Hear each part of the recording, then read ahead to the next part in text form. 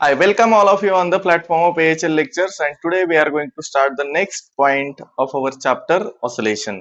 आज आपल्याला बघायचं आहे की law of conservation of energy in SHM कास्ट. पाठीमागच्या लेक्चर मध्ये आपण kinetic energy, potential energy, total energy in SHM या सगळ्या गोष्टी आपण काय केल्या होत्या, फाइंड आउट केल्या होत्या. आज आपण त्याच्या पुढचा पॉइंट घेऊयात की ज्यावेळेस एखादा ऑब्जेक्ट किंवा एखादा पार्टिकल एसएचएम करत असतो त्यावेळेस त्याची जी टोटल एनर्जी आहे ती टोटल एनर्जी कॉन्झर्व्ड राहते. कॉन्झर्व्ड राहते म्हणजे कॉन्स्टंट राहते. तर ती कशी काय कॉन्स्टंट राहते याचं आपण काय करूयात, डेरिव्हेशन बघूयात. एकदम सोपं पॉइंट आहे, एकदम सोपं एक्सप्रेशन आहे. बोर्डच्या एक्झाम मध्ये बऱ्याच वेळेला विचारलं जातं. ठीक आहे, तर हेडिंगला किंवा क्वेश्चन लिहू शकता तुम्ही, proof law of conservation of energy in SHM. ठीक आहे, बघा मी काय सांगतो, थोडक्यात समजून सांगतो की ज्यावेळेस एखादा ऑब्जेक्ट सिंपल हार्मोनिक मोशन करतो त्यावेळेस आपण त्याची कायनेटिक एनर्जी, पोटेन्शियल एनर्जी आणि टोटल एनर्जी काय काय काय केली होती पाठीमागच्या लेक्चर मध्ये कॅल्क्युलेट केली होती. ठीक आहे, मला सांगा की मीन पोझिशनला कायनेटिक एनर्जी काय असते, मॅक्सिमम. त्याचप्रमाणे मला सांगा potential energy at mean position किती असते रे, 0 असते. एक्स्ट्रीम पोझिशनला जावा, या ठिकाणी मला सांगा कायनेटिक एनर्जी काय असते, कायनेटिक एनर्जी 0 असते. आणि पोटेन्शियल एनर्जी काय असते, पोटेन्शियल एनर्जी इथं मॅक्सिमम असते. या ठिकाणी पण सेम तसंच आहे की एक्स्ट्रीम पोझिशनला कायनेटिक एनर्जी 0, पोटेन्शियल एनर्जी काय असते, मॅक्सिमम असते. बरोबर आहे. तुमच्या असं लक्षात येत आहे का की एक एनर्जी 0 होते, एक एनर्जी मॅक्सिमम, एक एनर्जी 0, एक एनर्जी मॅक्सिमम होते. इथं पण सेम तसंच. म्हणजे थोडक्यात काय की ज्यावेळेस एखादा ऑब्जेक्ट सिंपल हार्मोनिक मोशन करत असतो त्यावेळेस त्याची कायनेटिक एनर्जी वाढते, पोटेन्शियल एनर्जी कमी होते. परत पोटेन्शियल एनर्जी वाढते, कायनेटिक एनर्जी कमी होते. असं कंटिन्युअसली काय होत असतं, असं कंटिन्युअसली त्यांची कायनेटिक आणि पोटेन्शियल एनर्जी कमी जास्त होत असते. पण त्यांची टोटल एनर्जी, त्या ऑब्जेक्टची जी टोटल एनर्जी जी आहे ती टोटल एनर्जी मात्र लक्षात ठेवा कॉन्स्टंट राहते. ती एनर्जी चेंज होत नाही. ठीक आहे, एक सिंपल एक्झाम्पल मी तुम्हाला सांगतो, त्याच्यावरून तुमच्या लक्षात येईल की इथं पण असंच काहीतरी होत असेल. बघूयात.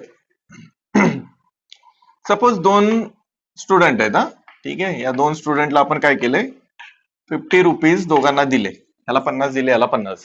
ठीक आहे, याचे 10 सपोज याला दिले आपण, तर याच्याकडे किती उरतील, 40. याच्याकडे किती होतील, 60. परत याचे 10 याला दिले, याच्याकडे 30 होतील, याच्याकडे किती होतील, 70. असं करत करत जर गेला तर याच्याकडे काय होतील, फायनली 0 रुपीज, आणि याच्याकडे किती होतील, 100. बरोबर. ओके, आता थोडं रिव्हर्स करा. याच्यातले 10 याला द्या, याच्याकडे किती होतील, 10. याच्याकडे किती होतील, 90. परत याचे 10 याला द्या, अजून 10 याच्यात ऍड करा, याला होतील 20, याच्याकडे होतील 80. असंच थोडा वेळ चालू ठेवलं तर याच्याकडे फायनली 100 रुपीज होतील आणि याच्याकडे किती होतील, 0. याचा अर्थ काय होतंय रे, बघा काय झालं याच्यामध्ये, सुरुवातीला दोघांकडे 50-50 होते. बरोबर आहे. नंतर काय झालं, याचे याचे जे पैसे होते हे पैसे 0 झाले आणि याचे किती झाले, 100 झाले. ठीक आहे, नंतर काय झालं की याचे 0 झाले आणि याचे 100 झाले. बरोबर, म्हणजे थोडक्यात काय होतं, एकाचे पैसे वाढत आहेत, एकाचे कमी होत आहेत, एकाचे वाढत आहेत, एकाचे कमी होत. पण total amount of money, total rupees बघा, टोटल रुपीज चेंज नाही झालेले. टोटल रुपीज अजून सुद्धा आहे तेवढेच आहे. सुरुवातीला टोटल किती होते, 100. इथं किती आहे, 100. इथं किती आहे, 100. इथं किती आहे, 100. इथं किती आहे, 100. याचा अर्थ काय की टोटल अमाऊंट ऑफ रुपीज इथं 100 राहते. बरोबर, फक्त दोघांकडचे पैसे कमी जास्त होत आहेत. सेम तसंच होतं इथं सुद्धा. इथं काय होतंय, जो ऑब्जेक्ट एसएचएम करतोय ना त्याची कायनेटिक एनर्जी वाढते, पोटेन्शियल एनर्जी कमी होते. परत पोटेन्शियल एनर्जी वाढते, कायनेटिक एनर्जी कमी होते.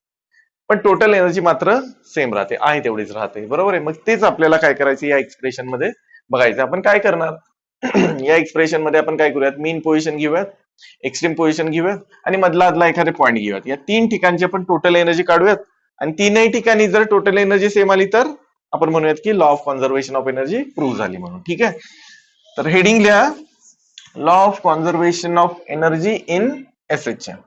ठीक आहे, बघा इथं आपण एक काय करूयात, डायग्राम दाखवूयात. एक पार्टिकल एसएचएम करतोय. ठीक आहे, एक पार्टिकल एसएचएम करतोय, ही त्याची आहे मीन पोझिशन, ही आहे एक्स्ट्रीम पोझिशन आणि ही पण कोणती आहे, एक्स्ट्रीम पोझिशन. आणि आपण एक काम करूयात, त्या पार्टिकलला मध्ये आधी कुठेतरी एका ठिकाणी आपण दाखवूयात, म्हणजे तो एसएचएम करता करता या ठिकाणी कुठेतरी आलाय असं आपण मानूयात. म्हणजे हा एक पॉईंट घेऊयात आपण पी. ठीक आहे, तर या ठिकाणी याचं डिस्प्लेसमेंट किती झालंय रे, एक्स दाखवूयात. पी पॉइंटला ज्यावेळेस तो आला त्यावेळेस त्याचं डिस्प्लेसमेंट एक्स इतकं झालं. मग पी एक पॉइंट घेऊयात, एक्स्ट्रीम एक पॉइंट घेऊयात आणि मेन पोझिशन एक घेऊयात. 3 ठिकाणी आपण टोटल एनर्जी काढूयात. ठीक आहे, बघा पहिल्यांदा आपण काय करूयात, पहिल्यांदा आपण पी पॉइंटला काय करूया, टोटल एनर्जी काढूयात. आता टोटल एनर्जी काढण्यापूर्वी आपल्याला कायनेटिक एनर्जी आणि पोटेन्शियल एनर्जी या दोन्ही काढावे लागतील. मग इथं पहिल्यांदा लिहूयात at point P, at point P. इथं लिहूयात आपण kinetic energy at point P. So kinetic एनर्जीचा काय फॉर्म्युला आहे, कायनेटिक एनर्जी असते 1/2 of K into A square minus x square. बरोबर आहे का, बरोबर. कायनेटिक एनर्जीचा फॉर्म्युला हाच आहे ना, मागच्या लेक्चर मध्ये आपण डिराईव्ह केला होता. कायनेटिक एनर्जी असते 1/2 of K into A square minus x square. ठीक आहे, बर. के म्हणजे काय असतो, के कॉन्स्टंट आहे. के ची व्हॅल्यू आठवते तुम्हाला, omega square is equal to काय असते, के बाय एम. याच्यावरून के इज इक्वल टू काय येईल, k is equal to omega square into m. ठीक आहे, किंवा एम इंटू ओमेगा स्क्वेअर. म्हणजे इथं आपण लिहू शकतो 1/2 of M into omega square a square minus x square. ही झाली त्या पार्टिकलची kinetic energy at point P. ज्यावेळेस तो पी या ठिकाणी होता त्यावेळेस त्याची kinetic energy 1/2 of M into omega square a square minus x square आली. ठीक आहे, ओके. आता याच पॉइंटला काय करूयात आपण, पोटेन्शियल एनर्जी काढूया. तिथं काढूयात आपण potential energy at point P. ठीक आहे, potential energy at point P. काय असतं रे पोटेन्शियल एनर्जीचा फॉर्म्युला, पोटेन्शियल एनर्जी असते 1/2 of K into x square. पाठीमागच्या लेक्चर मध्ये बघितलेलं नसेल तर तुम्हाला कळणार नाही, त्यामुळे पाठीमागचे लेक्चर तुम्हाला बघावं लागेल. तर potential energy at point P किती येते, तर 1/2 of K into x square. K च्या ठिकाणी आपण परत एकदा त्याची व्हॅल्यू टाकूयात, m into omega square, m omega square into x square. ही झाली potential energy of particle when it is at point P. ठीक आहे, चला कायनेटिक एनर्जी मिळाली आपल्याला, पोटेन्शियल एनर्जी मिळाली. टोटल एनर्जी काढूयात. तो काय येईल, total energy at point P is. Total energy कशी काढतो आपण, बेरीज ऍडिशन करायची आपल्याला, kinetic energy plus potential energy. बघा total energy is equal to kinetic energy plus potential energy. तो कायनेटिक एनर्जी काय आहे बघा बरं, इथे दिसते आपल्याला. बरं एक काम करूयात आपण, हा घेऊयात फॉर्म्युला, हा थोडासा इझी आहे ना, हा घेऊयात. चला 1/2 of K into A square minus x square. आणि पोटेन्शियल एनर्जीचा हा घेऊयात formula, plus 1/2 of K into x square. ठीक आहे, ब्रॅकेट ओपन करूयात. काय होईल सांगा, 1/2 of K into A square, यानं इथं गुणलं मल्टिप्लाय केलं आणि यानं इथं मल्टिप्लाय केलं. ठीक आहे, तो काय येईल, minus 1/2 of K into x square आणि इथं plus 1/2 of K into x square. इथं काय होईल, याला हे कॅन्सल झालं. किती आलं बघा बरं, 1/2 of K into A square आलं. म्हणजे total energy of particle when it is at point P 1/2 of K into किती आली, ए स्क्वेअर आली. चला या पॉइंटची आपल्याला टोटल एनर्जी मिळाली एवढी. ठीक आहे, आता काय करूयात, आता मेन पोझिशन घेऊयात. मेन पोझिशनला कायनेटिक एनर्जी, पोटेन्शियल एनर्जी आणि टोटल एनर्जी काढूयात. ठीक आहे, बघा अरे एकदम सोपं एक्सप्रेशन आहे, एकदम इझी. इथं घेऊयात आपण ऍट मीन पोझिशन. तर मीन पोझिशनला मला डिस्प्लेसमेंटची व्हॅल्यू किती असते सांगा, मीन पोझिशनची व्हॅल्यू असते एक्स इज इक्वल टू 0. बरोबर, मीन पोझिशन इथं आहे, मीन पोझिशनला displacement X is equal to किती असतं, 0. ठीक आहे, आता काय करायचं, कायनेटिक एनर्जी काढूयात. ठीक आहे, कायनेटिक एनर्जीच्या फॉर्म्युलामध्ये आपल्याला डिस्प्लेसमेंटच्या ठिकाणी म्हणजे एक्सच्या ठिकाणी आपल्याला 0 टाकायचं आणि सॉल्व्ह करायचं. मग काय येईल बघा, kinetic energy at mean position, at mean position. ठीक आहे, सो काय येईल बघा बरं, kinetic energy is equal to 1/2 of K into A square minus x स्क्वेअरच्या ठिकाणी 0. बरोबर, म्हणजे काय येईल 1/2 के इंटू ए स्क्वेअर आलं. के च्या ठिकाणी के ची व्हॅल्यू टाकूयात. ठीक आहे, 1/2 of M into omega square बरोबर इंटू ए स्क्वेअर. ठीक आहे, सो ही आली कायनेटिक एनर्जी कोणत्या पॉइंटला, मीन पोझिशनला काढल्या. ठीक आहे, आता काय करूयात, पोटेन्शियल एनर्जी काढूया. Potential energy at mean position, ज्यावेळेस पार्टिकल मीन पोझिशनला आहे म्हणजे या ठिकाणी याची काय काढायची आपल्याला, पोटेन्शियल एनर्जी. बरोबर. अच्छा, मीन पोझिशनला आपल्याला माहिती आहे, मीन पोझिशनला एक्स ची व्हॅल्यू डिस्प्लेसमेंट किती असते, 0. ठीक आहे. पोटेन्शियल एनर्जीचा काय फॉर्म्युला आहे, 1/2 of K into x square. म्हणजे एक्सच्या ठिकाणी काय करूयात आपण, 0 टाकूयात. ठीक आहे, कारण की आपण मीन पोझिशनला पोटेन्शियल एनर्जी काढतो. डिस्प्लेसमेंट किती येणार, 0. ठीक आहे. मग इथे येईल potential energy is equal to 1/2 of K into, बरोबर, 0चा स्क्वेअर. 0चा स्क्वेअर, बरोबर. या ठिकाणी म्हणजे किती आलं रे, 0चा स्क्वेअर 0 इंटू 1/2 के किती येणार, 0. सो पोटेन्शियल एनर्जी किती आली, 0 आली. म्हणजे potential energy at mean position 0. Kinetic energy किती आहे, 1/2 of M omega square into H. ठीक आहे. मग टोटल एनर्जी कशी काढणार, summation total energy at mean position. Total energy at mean position. ठीक आहे. टोटल एनर्जी कशी काढतो आपण, kinetic energy plus potential energy. ठीक आहे. कायनेटिक एनर्जी किती आली बघा, एवढी. ही घेतली तरी चालेल. ठीक आहे. मग किती येते, 1/2 of K into A square, बरोबर. ही व्हॅल्यू घेतली मी. आणि पोटेन्शियल एनर्जी किती आहे, 0 प्लस 0. म्हणजे किती आलं बघा बरं, हे येतंय 1/2 of K into A square. K च्या ठिकाणी मी के ची व्हॅल्यू टाकतो, m into omega. So total energy at mean position 1/2 m into omega square into किती आलं, ए स्क्वेअर. ठीक आहे. हे झालं तुमचं इक्वेशन नंबर 2. 1 मिळालं, इक्वेशन 2. अरे दोन्ही वेगळी दिसतात का, नाही सेमच आहे. बघा एक काम करायचं का आपण एक काम करूयात, के च्या ठिकाणी एम ओमेगा स्क्वेअर इथे टाकूयात का, आणि त्याला इक्वेशन नंबर 1 म्हणूयात, म्हणजे दोन्ही सेम दिसतील आपल्याला. ठीक आहे. एक काम करूयात आपण, इथं याला 1 म्हणायच्या ऐवजी इथे एक काम करतो, 1/2 of M into omega square into A square असं म्हणतो, याला बोलतो इक्वेशन नंबर 1. आता 1 आणि 2 सेम दिसेल तुम्हाला. ठीक आहे. Total energy is equal to. ठीक आहे.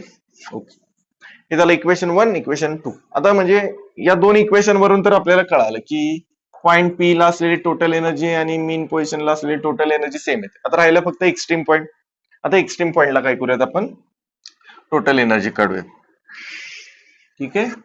बघा ऍट एक्स्ट्रीम पोझिशन. एक्स्ट्रीम पोझिशनला डिस्प्लेसमेंट किती असते, एक्स्ट्रीम पोझिशनला डिस्प्लेसमेंट असतंय प्लस मायनस 1, बरोबर आहे. कुठे एक्स्ट्रीम पॉइंट, हे बघा हे डिस्प्लेसमेंट एवढं, याला आपण काय म्हणतो, अँप्लिट्यूड. ठीक आहे. इथून इथपर्यंत हे किती असतं, मायनस आहे. हे किती असतं, प्लस आहे. ठीक आहे. म्हणजे एक्स्ट्रीम पोझिशनला आपल्याला माहिती आहे डिस्प्लेसमेंट किती असतं, प्लस मायनस ए असतं. ठीक आहे. ओके. मला कायनेटिक एनर्जी काढूयात. Kinetic energy at extreme position. Extreme position. Okay.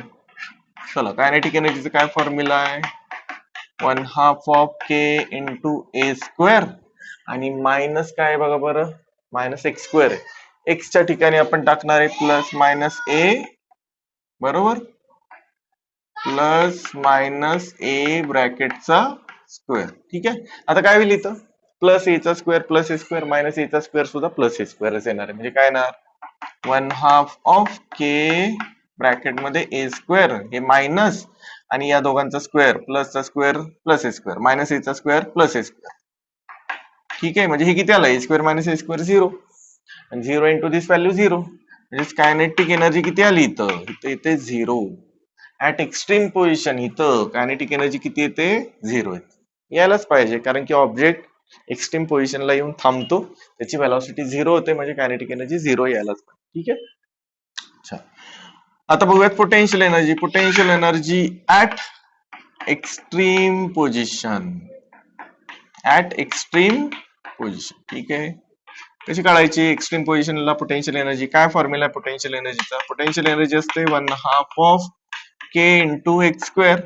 ठीक आहे. एक्सच्या ठिकाणी किती व्हॅल्यू टाकणार, प्लस मायनस ए.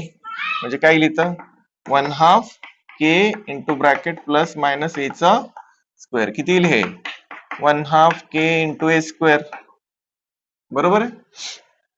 अच्छा, के च्या ठिकाणी आपण एक काम करूयात, के च्या ठिकाणी आपण के ची व्हॅल्यू टाकूयात. काय व्हॅल्यू आहे के ची, एम इंटू ओमेगा स्क्वेअर. म्हणजे इथे येईल M into omega square into हा ए स्क्वेअर. हे काय मिळालं आपल्याला, potential energy at extreme position ही पोटेन्शियल एनर्जी मिळाली. तर टोटल एनर्जी काढूया. काय टोटल एनर्जी?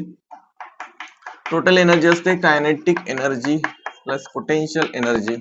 कायनेटिक एनर्जी किती आहे? 0. पोटेन्शियल एनर्जी किती आली? 1/2 of m into omega square into A square.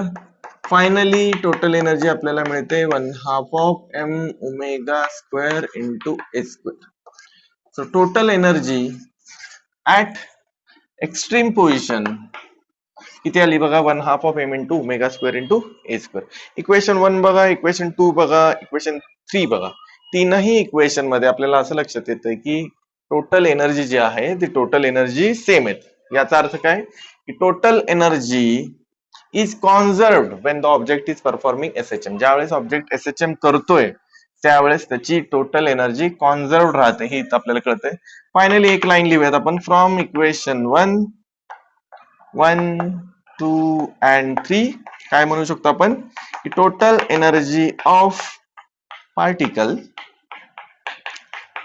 performing SHM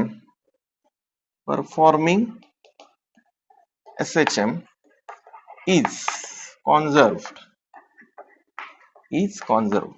This proves the law of conservation of energy in SHM. पण जर बोर्डला क्वेश्चन विचारलं तर तुम्हाला एवढं लिहिता यायला पाहिजे, तुम्हाला पूर्ण मार्क मिळून जातील. ठीक आहे, ओके. तुम्ही हे नोट डाऊन करा. मग आपण काय करूया? सिंपल पेंड्युलम बघूयात. सिंपल पेंड्युलमचा आपण काय करणार आहे? टाइम पिरियड फाइंड आउट करणार आहे. तोपर्यंत नोट डाऊन करा. आता बघूयात आपण सिंपल पेंड्युलम काय असतो. त्या सिंपल पेंड्युलमचा आपण काय करूया? टाइम पिरियड फाइंड आउट करूयात. एक इझी एक्सप्रेशन आहे, बोर्डला बऱ्याच वेळेला हे एक्सप्रेशन विचारलं जातं. तर हेडिंगला सिंपल पेंड्युलम. आणि सिंपल पेंड्युलम काय असतो ते आपण समजून घेऊयात. काय केलं आपण? एक हेवी स्फिअर घेतला. एक हेवी स्फिअर किंवा ह्याला आपण हेवी बॉब म्हणलं तरी सुद्धा चालेल. हा हेवी बॉब जो आहे किंवा हा जो हेवी मेटॅलिक स्फिअर जो आहे तो एका आपण काय करतो? स्ट्रिंगला काय करतो? असं अटॅच करतो. स्ट्रिंग कशी पाहिजे? लक्षात ठेवा, स्ट्रिंग पाहिजे लाईट वेट. ठीक आहे, लाईट वेट पाहिजे आणि इनएक्सटेन्सिबल पाहिजे. कशी पाहिजे? इनएक्सटेन्सिबल.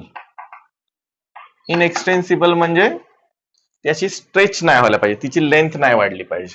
ठीक आहे, लाईट वेट इनएक्सटेन्सिबल स्ट्रिंग घेतली, त्याला एक बॉब अटॅच केला आणि पूर्ण ही स्ट्रिंग, या स्ट्रिंगचं एक एंड जे आहे ते एंड काय केलं आपण? एका रिजिड सपोर्टला, काय केलं? रिजिड सपोर्टला अटॅच केलं. तर हा जो तयार झालेला आहे यालाच आपण काय म्हणतो? सिंपल पेंड्युलम असं म्हणतो. मग या सिंपल पेंड्युलमला एका बाजूला असं आपण डिस्प्लेस करतो, एका बाजूला असं ओढणार आहे आणि याला असं सोडून देणार आहे. सोडून दिल्यानंतर हा सिंपल पेंड्युलम काय होईल? ऑसिलेट होईल. काय होईल? ऑसिलेट होईल. मग या सिंपल पेंड्युलमचा आपल्याला टाइम पिरियड फाइंड आउट करायचा आहे. म्हणजे टाइम पिरियड फाइंड आउट करायचा आहे म्हणजे काय फाइंड आउट करायचं आहे? की ज्यावेळेस हा एका बाजूने आपण सोडून देऊ त्यावेळेस हा या बाजूला येईल आणि परत ओरिजिनल पोझिशनला येईल. त्यावेळेस त्याने घेतलेला जो टाइम आहे, येते लक्षात? Time taken to complete one oscillation. एक ऑसिलेशन कम्प्लीट करण्यासाठी लागलेला टाइम जो आहे तो आपल्याला फाइंड आउट करायचा. काय करणार आपण? याला एका बाजूला असं डिस्प्लेस करणार आणि सोडून देणार. सोडल्यानंतर हा एका बाजूला येईल, परत माघारी येईल. ठीक आहे, एक ऑसिलेशन पूर्ण होईल. मग एक ऑसिलेशन पूर्ण होण्यासाठी लागलेला जो टाइम आहे तो टाइम पिरियड आपल्याला काय करायचं? इथं फाइंड आउट करायचं. ठीक आहे, मग सिंपल पेंड्युलमला कसं डिफाईन करणार आपण? आपण याला असं डिफाईन करूयात. ए हेवी बॉब, ए हेवी स्फिअर म्हणूयात. ए हेवी स्फिअर ब्रॅकेट मध्ये Bob suspended by a long, lightweight, inextensible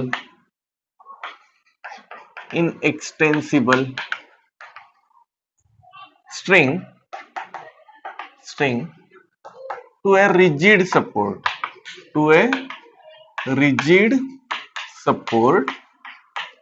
Is called, त्याला आपण काय म्हणतो? Simple pendulum. लक्षात? सिंपल पेंड्युलम काय? सोपं एकदम. काय करायचं आपल्याला? एक मेटॅलिक बॉब घ्यायचा, एका लाईट वेट किंवा इनएक्सटेन्सिबल स्ट्रिंगला आपण तो अटॅच करणार आणि ती स्ट्रिंग एका रिजिड सपोर्टला काय करायची? जोडायची. ठीक आहे, हा झाला सिंपल पेंड्युलम. याचा टाइम पिरियड फाइंड आउट करायचा. टाइम पिरियड लक्षात आलं ना तुमच्या? याला असं डिस्प्लेस करा आणि सोडून द्या. ठीक आहे, एक ऑसिलेशन होण्यासाठी लागलेला टाइम तो फाइंड आउट करायचा. ठीक आहे. मग इथे टाइम पिरियडची पण डेफिनेशन लिहू शकतो आपण. Time period of simple pendulum कसं डिफाइन करणार? The time taken by a bob to complete one oscillation. ते लिहूयात आपण. The time taken by a bob to complete one oscillation is called time period of pendulum. Time period of pendulum लक्षात येत आहे का तुमच्या? एक ऑसिलेशन म्हणजे लक्षात ठेवा, इथून सोडून दिलं की हा पुढे जाणार, परत माघारी येणार. हे झालं एक ऑसिलेशन. हे एक ऑसिलेशन कंप्लीट होण्यासाठी जो काही टाइम लागेल त्याला म्हणायचं time period of simple pendulum. तो टाइम पिरियड आपल्याला इथं फाइंड आउट करायचं. ठीक आहे. हे दोन डेफिनेशन तुम्ही नोट डाऊन करा. आपण याचं एक्सप्रेशन सुरू करूयात. ठीक आहे. व्हिडिओ पॉज करून दोन्ही डेफिनेशन लिहा. ठीक आहे. बघ आता बघूयात आपण याचं एक्सप्रेशन इझी आहे. या एक्सप्रेशन मध्ये आपल्याला काय सांगितलेलं असतं की पहिल्यांदा हा जो पेंड्युलम आहे, हा pendulum linear simple harmonic motion करतोय हे प्रूव्ह करा असं सांगितलेलं असतं. ठीक आहे. आणि मग त्याचा टाइम पिरियड फाइंड आउट करा. आपल्याला पहिल्यांदा काय करायचंय, या पेंड्युलमची जी मोशन होते ही motion linear simple harmonic motion आहे हे प्रूव्ह करायचं. ठीक आहे. मग त्याचा टाइम पिरियड फाइंड आउट करायचं. आता इथं आपल्याला एक गोष्ट कळली पाहिजे की एखादा object linear simple harmonic motion करतोय हे कसं प्रूव्ह करायचं. पण स्प्रिंग मास सिस्टीम मध्ये तुम्हाला आठवतंय का बघा की ज्या वेळेस हे मास SHM करत होतं त्यावेळेस आपल्याला एक इक्वेशन मिळालं होतं की A is equal to minus omega square into X. म्हणजे या मासचं जे ऍक्सलरेशन आहे हे acceleration directly proportional to displacement आहे. हे की नाही. जेवढं याचं जादा डिस्प्लेसमेंट होईल तेवढं या मासचं ऍक्सलरेशन अपोजिट डायरेक्शन मध्ये असेल आणि मॅक्सिमम असेल. हे ऍक्सलरेशन लक्षात ठेवा टुवर्ड्स द मीन पोझिशन असतं. हे शिकलो होतो आपण. Acceleration directly proportional to the displacement. जेवढं जादा मासला आपण खेचणार आहे तेवढं ऍक्सलरेशन लक्षात ठेवा या बाजूला जादा अप्लाय होणार. ठीक आहे. आणि हे acceleration opposite direction of displacement असते ना. बघा डिस्प्लेसमेंट इकडं, ऍक्सलरेशन इकडं. म्हणजेच ज्यावेळेस एखादा ऑब्जेक्ट लक्षात ठेवा लिनियर सिंपल हार्मोनिक मोशन करतो त्यावेळेस त्याचं ऍक्सलरेशन डिस्प्लेसमेंटला डायरेक्टली प्रोपोर्शनल आणि अपोजिट डायरेक्शन ऑफ डिस्प्लेसमेंट असतं.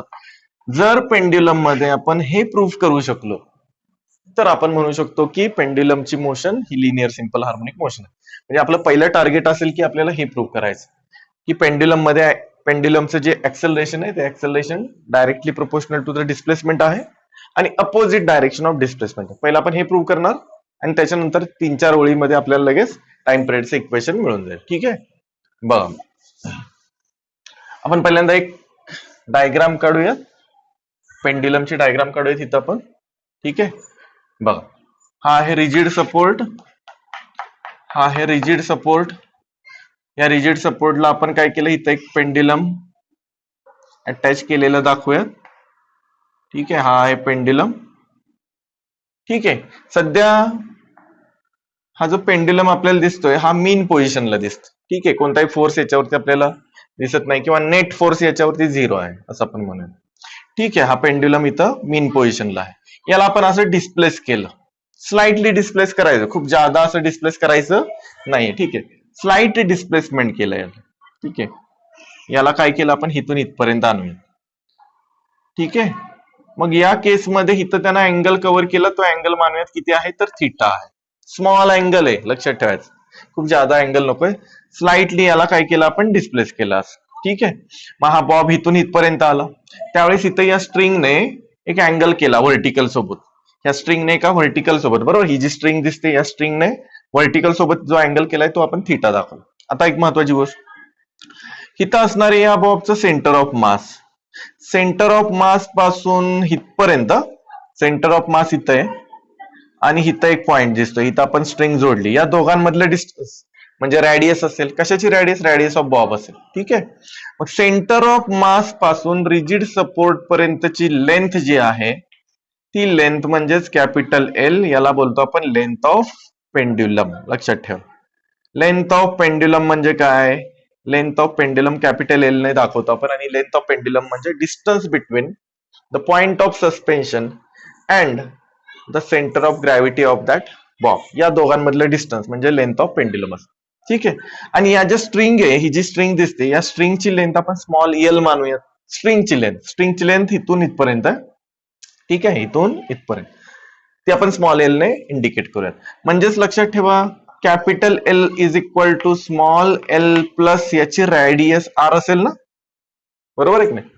कॅपिटल एल म्हणजे length of pendulum, centre of gravity पासून पॉइंट ऑफ सस्पेन्शन पर्यंत डिस्टन्स. ठीक आहे. आणि स्मॉल एल म्हणजे काय? लेंथ ऑफ स्ट्रिंग आहे, आणि आर म्हणजे रॅडियस. ठीक आहे. आर म्हणजे रॅडियस ऑफ बॉब आहे, म्हणजे L is equal to L plus R मिळाले. ठीक आहे. ओके. ही कोणती पोझिशन झाली? ही पोझिशन डिस्प्लेस्ड पोझिशन झाली. इथपर्यंत डिस्प्लेस केलंय ना आपण याला. ठीक आहे. इथून इथपर्यंत आणलंय याला. ठीक आहे. मग हे जे डिस्प्लेसमेंट आहे, हे डिस्प्लेसमेंट लक्षात ठेवा स्मॉल डिस्प्लेसमेंट असलं पाहिजे. हे डिस्प्लेसमेंट आपण लक्षात ठेवा एक्स न दाखवायचं.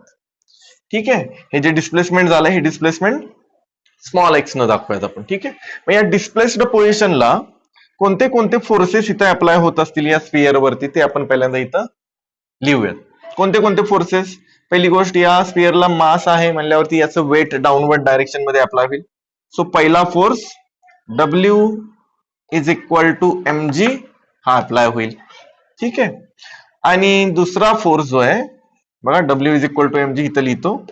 आणि दुसरा जो फोर्स आहे, दुसरा फोर्स असेल या स्ट्रिंग मध्ये क्रिएट झालेलं टेन्शन, आहे की नाही? ते टेन्शन लक्षात ठेवा टुवर्ड्स द रिजिड सपोर्ट असं दाखवतो. ठीक आहे. म्हणजे दोन फोर्सेस इथं या स्फिअर वरती अप्लाय होतात. पहिला force weight mg acting vertically downward, आणि दुसरा जो फोर्स आहे तो आहे tension in the string acting along the length of string and towards the rigid support. ठीक आहे. बघा इथं आपण थोड्या टर्म लिहूयात. एल म्हणजेच काय? What is L? एल म्हणजे लेंथ ऑफ पेंड्युलम आहे. बरोबर. लेंथ ऑफ काय? पेंड्युलम आहे. ठीक आहे. त्याच्यानंतर स्मॉल एल काय? स्मॉल एल म्हणजे लेंथ ऑफ स्ट्रिंग आहे. लेंथ ऑफ स्ट्रिंग आहे. थीटा काय? तर थीटा इज नथिंग बट ए, लक्षात ठेवा, स्मॉल अँग्युलर डिस्प्लेसमेंट म्हणलं तरी चालेल, किंवा असं म्हणू शकता angle made by string with vertical असं म्हणलं तरी सुद्धा चालेल. स्मॉल अँगल असं म्हणतो. Small angle. ठीक आहे. Small angle made by string with the vertical आहे. ठीक आहे. कॅपिटल टी म्हणजे इथं टेन्शन आहे. ठीक आहे. टी म्हणजे लक्षात ठेवा टेन्शन इन द स्ट्रिंग आहे. Tension in string. ठीक आहे. या काही बेसिक गोष्टी लिहिल्या मी. ठीक आहे. अच्छा, आता बघा आपण काय करूयात, कोणते कोणते फोर्सेस अप्लाय झाले ते सगळे फोर्सेस आपण या पोझिशनचे लिहूयात. दोन फोर्सेस आपल्याला दिसत आहेत. इथं लिहितो मी. At displaced position, at displaced कोणती? ही पोझिशन, ही mean position. At displaced position the forces acting on Bob are कोणते कोणते फोर्सेस आहेत? पहिला फोर्स आहे weight W is equal to mg acting vertically downward, आणि दुसरा फोर्स कोणता आहे? Tension T in the string. असे दोन फोर्सेस काय होत आहेत या डिस्प्लेस्ड पोझिशनला, त्या बॉब वरती, किंवा या डिस्प्लेस्ड पोझिशन मध्ये दोन फोर्सेस अप्लाय होत आहेत असं आपण म्हणूया. ठीक आहे. आता हे जे वेट आहे, ठीक आहे, हे वेट लक्षात ठेवा इथं स्प्लिट होईल, म्हणजेच रिझॉल्व्ह होणार आहे. कसं रिझॉल्व्ह होईल जरा बघूयात. मी ही लाईन काय करतो, अशी खाली एक्सटेंड करतो. ही लाईन खाली एक्सटेंड केली. ठीक आहे. इथं लिहितो W is equal to mg. मग हा जर अँगल थीटा असेल तर मला सांगा हा अँगल किती असेल? हा अँगल पण थीटाच असेल. ठीक आहे. खालच्या बाजूला फोर्स कोणता आहे? W. ठीक आहे. बघा अशी डायग्राम. हा आहे थीटा. ठीक आहे. इकडच्या बाजूला आहे टेन्शन T, आणि इकडं आहे W is equal to mg, ठीक आहे. मी म्हणतोय की हा अँगल किती असेल, हा जर थिटा असेल तर हा किती असणार, थिटा, बरोबर. मग या बाजूला काय येईल सांगा, या बाजूला वेटचा एक कॉम्पोनंट येईल, या बाजूला वेटचा एक कॉम्पोनंट येईल. कोणता कॉम्पोनंट असणार आहे तो तर एम जी कॉस थिटा. कोणता, एम जी कॉस थिटा. जिथं अँगल असेल तिथं कॉस वाला कॉम्पोनंट. ठीक आहे. आणि या एम जी कॉस थिटाला 90 डिग्री मध्ये, एम जी कॉस थिटाला लक्षात ठेवा 90 डिग्री मध्ये, म्हणजेच या डायरेक्शन मध्ये इकडे एक कॉम्पोनंट होईल, इकडे दुसरा कॉम्पोनंट येईल. तो कॉम्पोनंट कोणता असणार आहे, एम जी साइन थिटा असणार. ठीक आहे. म्हणजेच लक्षात ठेवा वेटला किंवा या एमजी ला आपण रिझॉल्व्ह करतो. याचे दोन पार्ट होत आहेत, थोडक्यात याचे दोन पार्ट होत आहेत, दोन तुकडे होत आहेत, एक एमजी कॉस थिटा आणि एक एमजी साइन थिटा. मग ज्या वेळेला लक्षात ठेवा वेट रिझॉल्व्ह होईल किंवा हा एमजी रिझॉल्व्ह होईल, याचे दोन पार्ट होतील, त्याच्यानंतर लक्षात ठेवा हा उरणार नाही. आता फक्त कोणते कोणते फोर्सेस आहेत, मग MG cos theta, tension T आणि इकडे एमजी साइन थिटा, एवढेच फोर्सेस शिल्लक राहणार. ठीक आहे. मग इथं हे दाखवतो, इकडे दाखवतो एमजी कॉस थिटा आणि या साईडला लक्षात ठेवा इकडं परपेंडिक्युलर डायरेक्शन मध्ये इकडं. ठीक आहे. थोडीशी जागा कमी आहे, इकडं एम जी साइन थिटा येईल. इथपर्यंत लक्षात आलं. काय केलं, वेट एमजी ला रिझॉल्व्ह केलं, एमजी कॉस थिटा आणि एमजी साइन थिटा. आणि एमजी कॉस आणि एमजी साइन मध्ये अँगल किती लक्षात ठेवा, 90 डिग्री. कारण की हे रेक्टँग्युलर कॉम्पोनंट आहेत, रेक्टँग्युलर कॉम्पोनंट एकमेकांना नेहमी परपेंडिक्युलर असतात. ठीक आहे. आणि रिझॉल्व्ह झाल्यानंतर लक्षात ठेवा वेट एमजी राहणार नाही, याचे दोन पार्ट ऑलरेडी झालेले आहेत. मग हे पण लिहूयात आपण की weight mg is resolved into two component. ठीक आहे. इथं लिहूयात आपण, हिअर weight mg is split into two parts. दोन पार्ट मध्ये हे डिवाइड झालं. पहिला पार्ट mg cos थिटा आणि दुसरा कोणता आहे, mg sin थिटा. ठीक आहे. आता mg cos थिटा काय करतंय जरा बघा. mg cos थिटा या साईडला ऍक्ट होतोय, या साईडला हा फोर्स अप्लाय होतोय. mg cos थिटा काय फोर्सच आहे ना, ठीक आहे. आणि टेन्शन कुठे अप्लाय होतंय, वरती. मग हे दोन फोर्सेस लक्षात ठेवा एकमेकांच्या अपोजिट डायरेक्शन मध्ये, तिकडं आहे एमजी कॉस थिटा आणि इकडं वरती कोण आहे, टेन्शन आहे. मग हे दोघंही एकमेकांना बॅलन्स करतात. म्हणजे आपण म्हणू शकतो की MG cos theta balances the tension T, हे की नाही, असं म्हणू शकतो. आणि what about the MG sine theta, m g sine theta जरा व्यवस्थित बघा, इकडच्या बाजूला आहे असा. हा एमजी साइन थिटा काय करतोय, तर एमजी साइन थिटा बघा towards the mean position apply होतोय, टुवर्ड्स द मीन पोझिशन. मग सिंपल हार्मोनिक मोशन मध्ये टुवर्ड्स द मीन पोझिशन कोणता फोर्स असतो, त्या फोर्सला आपण काय म्हणतो, त्याला बोलतो आपण रिस्टोरिंग फोर्स. आठवतंय तुम्हाला, ह्याच्यामध्ये आठवतंय स्प्रिंग मास सिस्टीम मध्ये ज्यावेळेस बॉडीचं डिस्प्लेसमेंट इकडं होतं, आहे की नाही, त्यावेळेस या डायरेक्शन मध्ये एक फोर्स अप्लाय होत असतो, त्या फोर्सला आपण रिस्टोरिंग फोर्स असं म्हणतो. रिस्टोरिंग फोर्स लक्षात ठेवा, रिस्टोरिंग फोर्स हा नेहमी towards the mean position apply होत, आहे की नाही. बघा की ही स्प्रिंग ज्या वेळेला इथं जाईल किंवा हे मास या बाजूला गेल्यानंतर डिस्प्लेसमेंट एवढं झालंय आणि या डायरेक्शन मध्ये रिस्टोरिंग फोर्स अप्लाय होत असतो, restoring force towards the mean position apply. मग इथं सुद्धा MG sine theta towards the mean position apply होतंय, याचा अर्थ एमजी साइन थिटा रिस्टोरिंग फोर्सचं काम करतोय. कशाचं काम करतोय, रिस्टोरिंग फोर्स. मग आपण म्हणू शकतो असं की MG cos theta balances tension in the string and MG sine theta provides the restoring force. बरोबर. हे लिहूयात, काय लिहूयात, mg cos theta balances tension T in the string and mg sin theta provides restoring force. असं बोलूयात आपण, आहे की नाही. म्हणजे एमजी साइन थिटा हा रिस्टोरिंग फोर्सचं काम करतोय. मग काम करूयात आपण, असं लिहूयात, therefore F is equal to, F म्हणजे restoring force, mg sine theta असं लिहितो. पण इथं आपण अजून एक काम करूया, इथं मायनस साइन देऊयात. आता असं का लिहिलेलं असेल जरा विचार कर. एमजी साइन थिटा बघा towards the mean position apply झालाय, ठीक आहे. आणि असं जे डिस्प्लेसमेंट होतं या बॉबचं किंवा या स्पिअरचं ते असं आउटसाइडला झालं. डिस्प्लेसमेंट झालंय आउटसाइडला आणि mg साइन थिटा अप्लाय होतोय टुवर्ड द मीन पोझिशन. म्हणजे डिस्प्लेसमेंट आणि फोर्स हे दोघं एकमेकांच्या अपोजिट डायरेक्शन मध्ये आहेत, है की नाही. थिटा डिस्प्लेसमेंटच आहे, थिटा बाहेरच्या बाजूला अप्लाय झालाय, स्फिअर बाहेर गेलाय. आणि फोर्स जो आहे तो फोर्स कुठे अप्लाय होतोय, टुवर्ड द मीन पोझिशन. म्हणजे फोर्स आणि डिस्प्लेसमेंट हे दोघं एकमेकांच्या अपोजिट डायरेक्शन मध्ये, म्हणजे इथं आपल्याला मायनस साईन द्यावा लागेल. ठीक आहे, जसं आपण स्प्रिंग मास सिस्टीम मध्ये दाखवलं होतं सेम तसंच फोर्स आणि डिस्प्लेसमेंट एकमेकांच्या अपोजिट डायरेक्शन मध्ये असतात. ठीक आहे, म्हणजे हा झाला restoring force F is equal to minus mg sine theta. आता इथं काय करूयात आपण, साइन थिटा फाइंड आउट करूयात. आता साइन थिटा बद्दल कसं फाइंड आउट करता येईल बघा. इथे एक ट्रायंगल तयार झालाय, इथे काय दिसतं आपल्याला, ट्रायंगल तयार झालेलं दिसतं असा. ही आहे लेंथ L. ठीक आहे, इथं आहे हा एक्स म्हणजे काय तर linear displacement of the sphere. ठीक आहे, असा एक ट्रायंगल तयार झालेलं दिसतं. ठीक आहे, आता ही आणि इथं अँगल दिसतोय थिटा. ठीक आहे, मग या ट्रायंगल मध्ये आपण साइन थिटा फाइंड आउट करू शकतो का, बघा बरं कसं फाइंड आउट करणार साइन थिटा. बरोबर, आता साइन थिटा मध्ये हा जो थिटा जो दिसतोय हा थिटा एकदम स्मॉल आहे, बरोबर आहे का. आपण सुरुवातीलाच असं एझ्युम केलं होतं की theta is very small displacement. जर डिस्प्लेसमेंट स्मॉल असेल तर हा अँगल पण थिटा कसा असेल, स्मॉल असेल. मग साइन थिटा कसा फाइंड आउट करणार, if theta is very small then sine theta will be very small.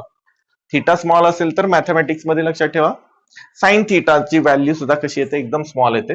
कारण की साइन थिटाच्या वेगवेगळ्या व्हॅल्यू काय असतात बघा, 0, 30, 45, 60, 90. जरा बघा बरं व्हॅल्यू काय असते, साइन 0, 0, 1/2, 1/√2, √3/2 आणि 1. जर अँगल छोटा असेल तर साइन थिटाची व्हॅल्यू बघा एकदम लहान होती, छोटी व्हॅल्यू येते. मग जर थिटा व्हेरी स्मॉल असेल तर साइन थिटा पण व्हेरी स्मॉल असेल, आणि त्यामुळे आपण साइन थिटाला अप्रॉक्सिमेटली इक्वल टू, लक्षात ठेवा, थिटा लिहू शकतो.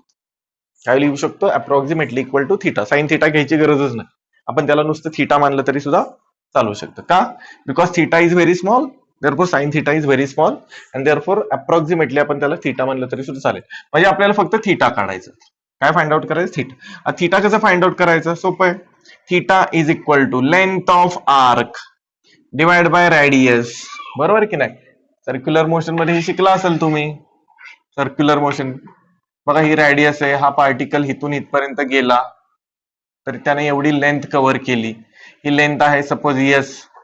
ठीक आहे, त्यावेळेस इथं अँग्युलर डिस्प्लेसमेंट झालं थिटा, बरोबर. मी या केसमध्ये थिटा कसं फाइंड आउट करतो आपण, theta is equal to length of arc. किती दिसते length of arc, S, divide by radius किती आहे, आर. सेम तसंच इथं करूयात. कसं फाइंड आउट करूया, theta is equal to length of arc. Length of arc किती आहे लेंथ ऑफ आर्क एक्स, आणि डिवाइड बाय रेडियस म्हणजे काय, रेडियस म्हणजे आता लेंथ ऑफ पेंड्युलम असेल, म्हणजे डिवाइड बाय काय एल. म्हणजे साइन थिटाची व्हॅल्यू एक्स अपॉन एल येते. काय सांगितलं मी तुम्हाला की आपल्याला साइन थिटा फाइंड आउट करायचा आहे. ठीक आहे, पण इथं थिटा कसा एकदम स्मॉल आहे, थिटा स्मॉल असल्यामुळे साइन थिटाची व्हॅल्यू एकदम स्मॉल. साइन थिटाला आपण थिटा लिहू शकतो. मग थिटा कसा फाइंड आउट करणार, तर theta is equal to length of arc. बघा इथं दाखवली लेंथ ऑफ आर्क किती आहे, X. Length of arc X divide by radius. आता रेडियस म्हणजेच काय असणार आहे, पेंड्युलमची ही लेंथ कॅपिटल एल. म्हणजेच थिटा इज इक्वल टू काय येईल तर एक्स अपॉन एल. मग इथं लिहूयात आपण, हिअर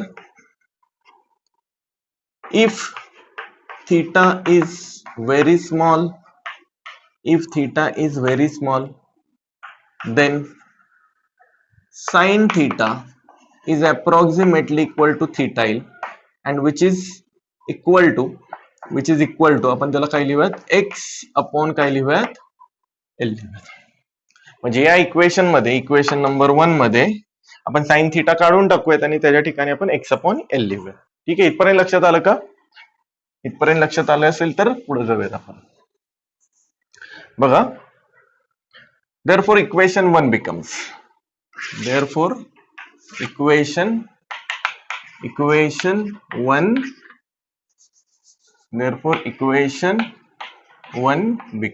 काय लिहिता येईल आता की F is equal to minus mg into sine थिटाच्या ठिकाणी एक्स अपॉन एल लिहूया, एक्स अपॉन एल. ठीक आहे, आता एफ म्हणजेच काय, रिस्टोरिंग फोर्स आहे. ठीक आहे. पण फोर्स इज इक्वल टू काय असतं आपल्याला माहिती आहे, but force is equal to आपल्याला माहिती आहे मास इंटू काय असतं, ऍक्सेलरेशन. ठीक आहे. मग या इक्वेशन मध्ये आपण फोर्सच्या ठिकाणी मास इंटू ऍक्सेलरेशन टाकतो. देअरफॉर काय येईल बघा, mass into acceleration is equal to minus M G into X upon L. M ला एम काय होईल इथं, कॅन्सल होईल. ठीक आहे. एम ला एम काय झालं, कॅन्सल झालं.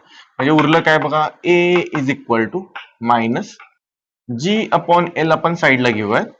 ठीक आहे. आणि एक्स इथं लिहूयात. जर नीट बघा ही इक्वेशन, याच्यामध्ये जी काय, acceleration due to gravity constant आहे, आणि एल काय, व्हॉट इज एल, एल म्हणजे length of pendulum. Length of pendulum सुद्धा काय तर कॉन्स्टंट आहे. मग जी कॉन्स्टंट, एल कॉन्स्टंट, याचा अर्थ ऍक्सेलरेशन कशावरती डिपेंड आहे, एक्स वरती. आणि एक्स काय, एक्स आहे डिस्प्लेसमेंट. एक्स काय आहे तर डिस्प्लेसमेंट आहे.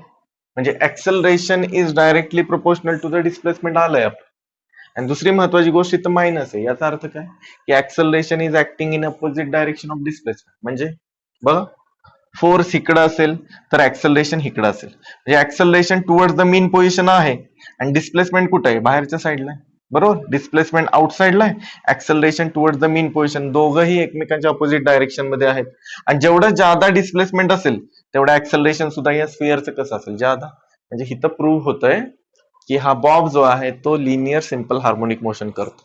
येते लक्षात. इथं लिहू शकतो आपण, here here g and l are constant. हे दोघं कसे आहेत तर कॉन्स्टंट आहे. Therefore acceleration is directly proportional to the displacement and in opposite direction of displacement. And from this, याच्यामुळे आपण म्हणणार की तो पेंड्युलम जो आहे तो लिनियर सिंपल हार्मोनिक मोशन करतोय. देअरफॉर आपण म्हणूयात this bob performs linear simple harmonic motion. ठीक आहे. हा बॉब जो आहे तो बॉब लक्षात ठेवा, लिनियर सिंपल हार्मोनिक मोशन आता करेल असं आपण म्हणतो. पण त्यासाठी सगळ्यात महत्वाची कंडिशन ही आहे की लक्षात ठेवा, हे जे अँग्युलर डिस्प्लेसमेंट दिसते किंवा हा जो अँगल थीटा जो दिसतोय तो स्मॉल पाहिजे. खूप जादा डिस्प्लेस नाही करायचं आपल्याला. येतं लक्षात. हे जे लिनियर डिस्प्लेसमेंट दिसते हे एकदम स्मॉल पाहिजे, खूप जादा असं डिस्प्लेस नाही करायचं, थोडं डिस्प्लेस करायचं आणि सोडायचंय. त्याच कंडिशन मध्ये मग आपण म्हणू शकतो की हा Bob linear simple harmonic motion करतोय म्हणून. ठीक आहे, इथपर्यंत लक्षात आलं, क्लिअर. आता पुढे जाऊयात. जर हा Bob linear simple harmonic motion करत असेल तर आपण असं लिहू शकतो, इन लिनियर एसएचएम आपल्याला माहिती आहे की ऍक्सेलरेशन काय असतंय, minus omega square into x असतं. बरोबर. लिनियर सिंपल हार्मोनिक मोशन जर ही असेल तर आपण लिहू शकतो acceleration is equal to minus omega square into x. हे माहिती आहे आपल्याला. हे इक्वेशन नंबर 2, हे इक्वेशन नंबर 3, इक्वेशन नंबर 2 ऍक्सेलरेशनचं, इक्वेशन नंबर 3 सुद्धा त्या बॉबच्या ऍक्सेलरेशनच आहे. तर 2 आणि 3 ला आपण इक्वेट करूयात. Equating equation 2 and 3. बघा इथे लिहू, इक्वेटिंग इक्वेशन 2 अँड 3, या दोघांना जर इक्वेट केलं आपण तर काय मिळेल आपल्याला, बघा असं लिहूयात, minus omega square X is equal to minus G upon L into X. इथं काय होईल, एक्स ला एक्स कॅन्सल होईल, एक्स तिकडे गेला डिवाइड झालं, कॅन्सल झालं, मायनस आणि मायनस सुद्धा कॅन्सल झालं. म्हणजेच काय आलं, इकडे लिहितो आता मी, इकडे लिहूयात आपण, omega square is equal to G upon L. Therefore omega is equal to under root, दोन्ही बाजूचं स्क्वेअर रूट काढलं, जी अपॉन काय येईल एल. ओमेगा मिळाला. ठीक आहे, काय मिळालं आपल्याला, ओमेगा मिळाला. ठीक आहे. मग टाइम पिरियड फाइंड आउट करता येऊ शकतो आपल्याला आता. बरोबर. आता काय करू शकतो आपण त्या बॉबचा टाइम पिरियड फाइंड आउट करू शकतो. नाव टाइम पिरियड ऑफ पेंड्युलम, त्या पेंड्युलमचा टाइम पिरियड मिळेल. बरोबर. ओमेगा काय असेल, ओमेगा त्या स्फिअरची अँग्युलर वेलॉसिटी म्हणू शकता. बरोबर. ओमेगा काय असेल, अँग्युलर वेलॉसिटी. बरोबर. ही अँग्युलर वेलॉसिटी त्याची असणार आहे, ती अँग्युलर वेलॉसिटी मिळते आपल्याला ओमेगा. आणि ती कशावरती डिपेंड आहे बघा, acceleration due to gravity G आणि लेंथ ऑफ पेंड्युलम वरती डिपेंड आहे. ठीक आहे. आणि inversely proportional to the length आहे, लक्षात ठेवा. ठीक आहे. जेवढी जादा लेंथ असेल ना पेंड्युलमची तेवढी अँग्युलर वेलॉसिटी कमी असेल, इन्व्हर्सली प्रोपोर्शनल आहे. ठीक आहे. अच्छा, मग आता टाइम पिरियड कसं काढणार? Time period of pendulum T is equal to आपल्याला माहिती आहे काय असतं रे formula first chapter T is equal to 2 pi upon omega. बरोबर, फर्स्ट चॅप्टर सर्क्युलर मोशन मध्ये तुम्हाला गेला हा formula T is equal to 2 pi upon omega. ओमेगाच्या ठिकाणी ही व्हॅल्यू उचलून टाकूया. Therefore T is equal to 2 pi. ओमेगाच्या ठिकाणी ही व्हॅल्यू इथं टाकूयात. Under root g upon L. ठीक आहे, याचा काय होईल आता? Reciprocal. Therefore time period T is equal to 2 pi. 2 pi as it is, याचा reciprocal under root L upon g. Time period L under root मध्ये काय आलंय? L upon J. This is the equation for time period of a simple pendulum. तो जो simple pendulum आहे याचा time period म्हणजे इथून परत माघारी यायला त्याला किती टाइम लागेल तो आपण या फॉर्म्युल्यावरून काढू शकतो. तर नीट बघा, time period directly proportional to the square root of length आहे. जेवढी ज्यादा लेंथ असेल पेंड्युलमची, जेवढी ज्यादा लेंथ असेल तेवढा त्याचा टाइम पिरियड कसा असेल? ज्यादा असेल. डायरेक्टली प्रोपोर्शनल आहे, बरोबर. जेवढी ज्यादा लेंथ तेवढं लक्षात ठेवा त्याला माघारी यायला जास्त टाइम लागेल. जेवढी लेंथ छोटी असेल तेवढं लक्षात ठेवायचं त्याला माघारी यायला कमी टाइम लागेल. जेवढी जास्त लेंथ तेवढा टाइम पिरियड ज्यादा, जेवढी कमी लेंथ तेवढा टाइम पिरियड कमी असेल. आणि time period inversely proportional to the acceleration due to gravity पण आहे, बरोबर आहे. जी च्या व्हॅल्यूवर एक्सेलरेशन ड्यू टू ग्रॅव्हिटीवरती सुद्धा डिपेंड आहे. आणि जी ची व्हॅल्यू चेंज झाली तर टाइम पिरियड चेंज होणार. म्हणजे आपण जर एखादा पेंड्युलम घेऊन अर्थ वरून मून वरती गेलो तर जी ची व्हॅल्यू चेंज होईल. आणि जी ची व्हॅल्यू बदलली की टाइम पिरियड सुद्धा काय होईल? चेंज होईल. आलं लक्षात? So time period is directly proportional to the square root of length of pendulum and inversely proportional to the acceleration due to gravity.